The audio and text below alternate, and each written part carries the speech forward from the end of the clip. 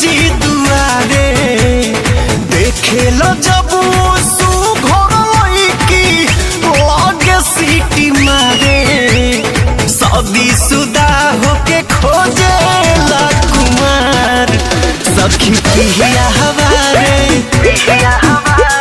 शादी शुदा होके खोजे ला कुमार सखी पिया हमारे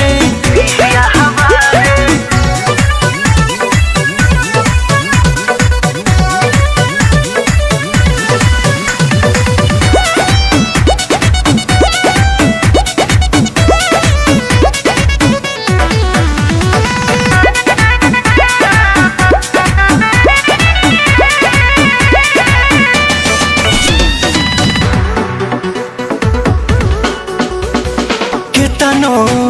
गरियाई कोनो असर नहीं बावे हम केतनो गरियाई कोनो असर नहीं बावे सिम रखले बाटे 4 गो उ बदल के बतियावे सोचले न रही ओरी मोर कपारे शादी शुदा होके खोजे ला कुमार सखी पिया हमारे शादी शुदा होके खोजे ला कुमार सखी पिया हमारे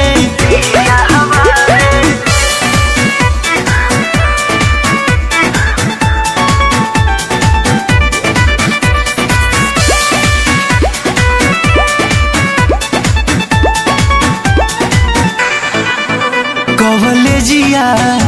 स्कूलिया के गेटवा पर